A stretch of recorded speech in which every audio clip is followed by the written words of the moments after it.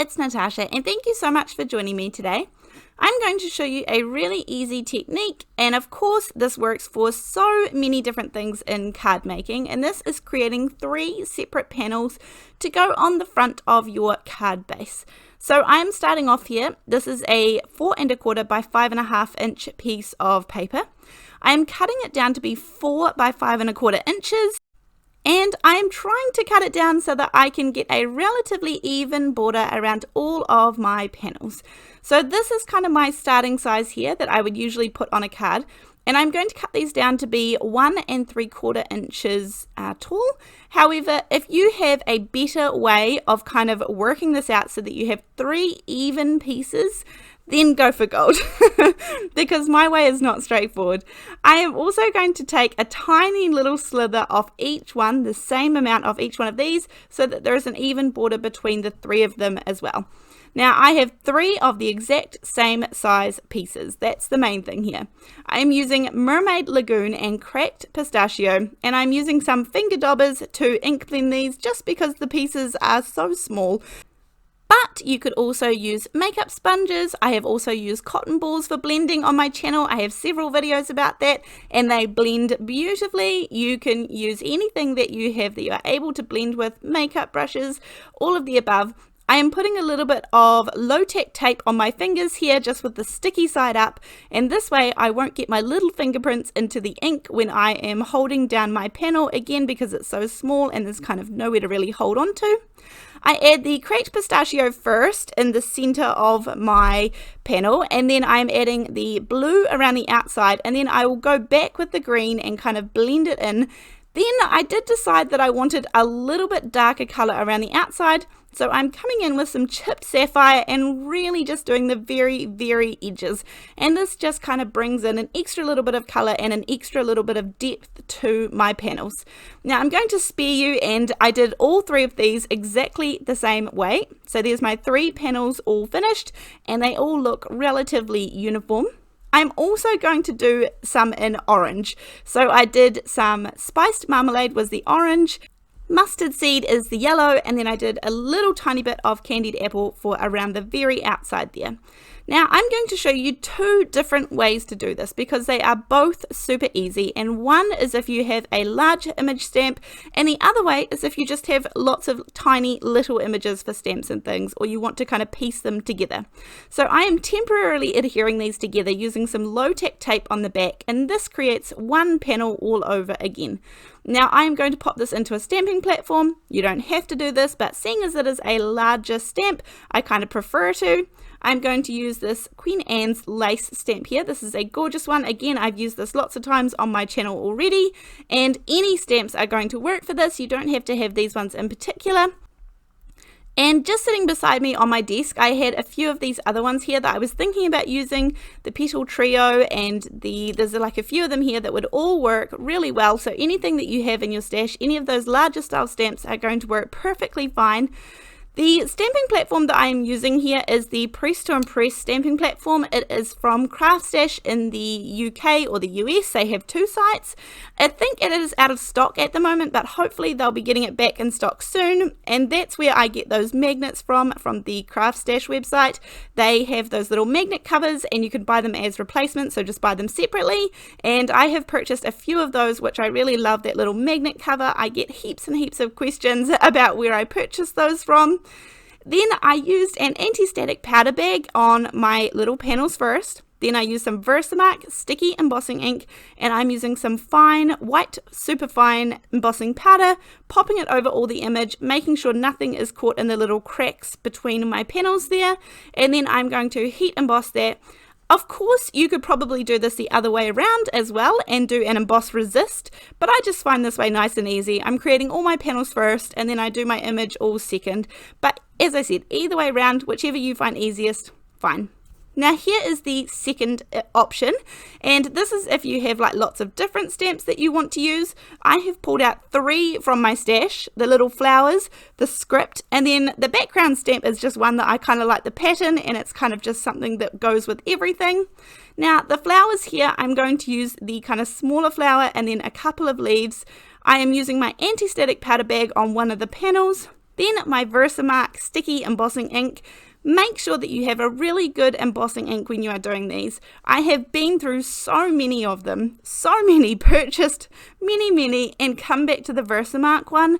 I must admit it is slightly more expensive than some others on the market, but if you grab this one and a refill, then it takes away some of the stress from embossing. It is nothing worse than not getting a really good, clean, crisp image when you are embossing, and I definitely have come back to the Versamark one, so that's my recommendation where it comes to the sticky embossing inks. There are many on the market though, and I'm sure there are other good ones, but this one is the one for me. Then I have come back to another panel. This is some of the script from the text background. That's the Woodware stamp. And this one doesn't reach right across my panel, but I'm not worried about that. I'm just going to stamp it twice. I'm not worried about matching them up or making sure they're even. Honestly, no one will notice.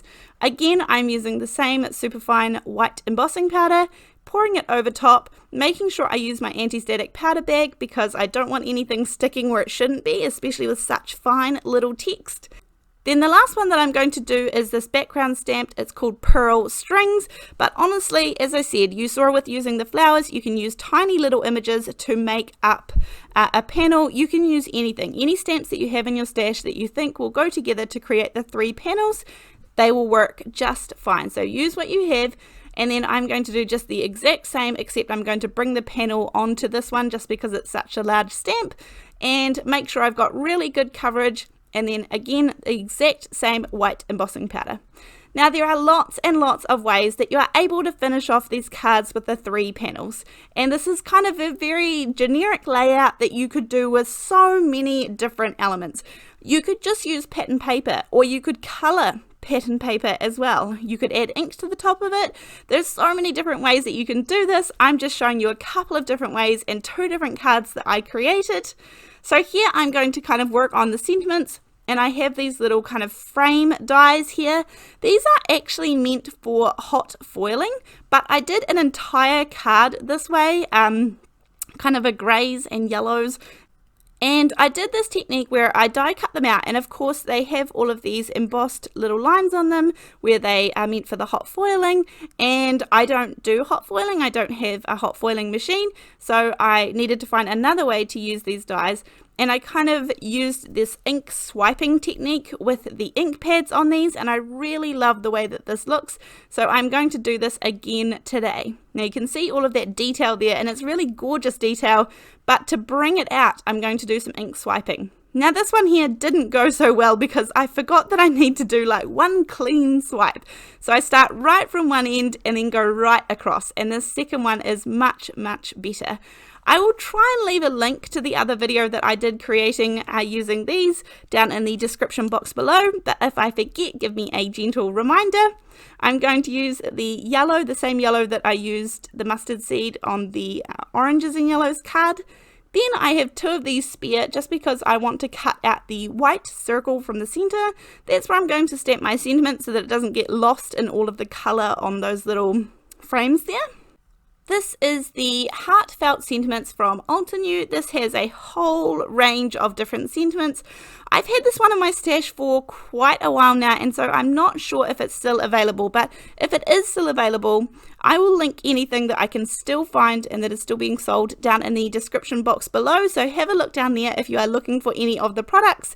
If it's not down there, then I probably can't find it, and I apologize for that. I know it's annoying, but I'm going to stamp these out in some VersaFine Onyx black ink. I want them to be nice and crisp. I have a Get Well Soon card, and the other one says you are in my thoughts. So a couple of really nice sentiments. Again, these cards could be used for almost any occasion. Now here, I probably didn't need to do this. I'm using my craft knife to cut a couple of slits either side of the frame, and I'm going to thread through some ribbon, which is going to kind of hold these frames in place. Just another decorative option. I have some dark blue ribbon here for the first one. Now, honestly, I prefer to have a little bit of double-sided tape behind the frame, and that way I know that the frame isn't going to slide left or right at all on the piece of ribbon. But I probably didn't need to do the slits in the little frame. But in the end, when I end up putting the sentiment over the front, you actually can't tell that it's kind of behind the frame, but that's okay. At least I know that it's done properly, and even though you can't, from the recipient won't be able to tell, but I know that it goes nicely behind the frame, but it does end up getting completely covered, so you definitely don't have to do that step. I'm adding some double-sided tape to either side, and this way I will secure the ribbon in place, but I did decide to add a tiny little bit of foam there as well. It's going to pop it up off that middle panel. It was a little bit sad that I covered up the flowers, so much of the flower panel. That was one of my favorites, but I felt like when I was playing around with the layout, I liked the text background and the string beads to be at the top and the bottom. It kind of works the best, so that was just how life goes. And the flower one, I might even do an entire card using that kind of technique, because that's probably my favorite panel of these three. But I do like all three of them here being nice and different. You could also end up doing the same. Either you could use pattern paper. As I said, there are so many different options for this kind of layout. I'm just eyeballing the top and the bottom ones, and then I always do the middle one last so that I can evenly space it. And although it's not perfectly evenly spaced, it's pretty good. Just to finish this off, I'm going to add a couple of little gems. Again, this is completely optional, but I felt like it just needed a tiny little bit to break it up.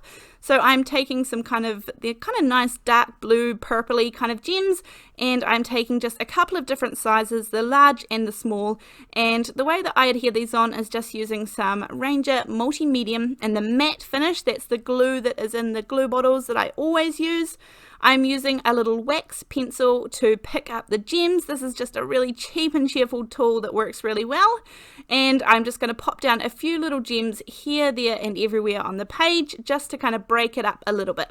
But that is the blue version done, where you can use all different stamps. And then coming back to the yellow version, where I did just the one stamp that takes up the whole of the background.